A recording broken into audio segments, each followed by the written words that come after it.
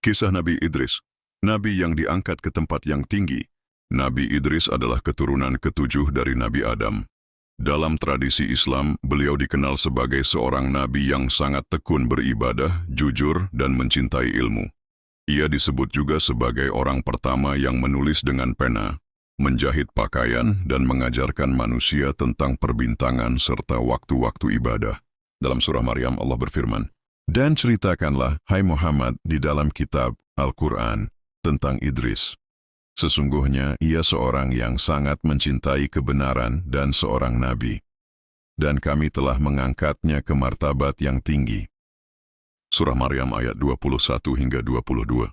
Makna dari ayat ini mengisyaratkan bahwa Allah memuliakan Nabi Idris dengan cara mengangkatnya ke tempat yang tinggi. Para ulama menafsirkan tempat tinggi itu sebagai langit.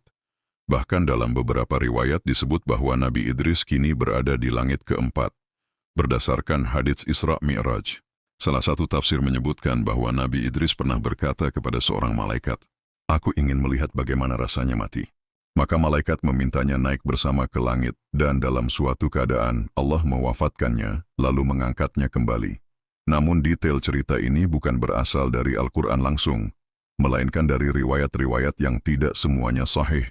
Hikmah dari kisah Nabi Idris, kesungguhan dalam ilmu dan ibadah mengangkat derajat manusia.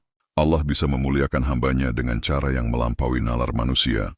Sedikit disebutkan dalam Al-Quran bukan berarti kecil kedudukannya di sisi Allah.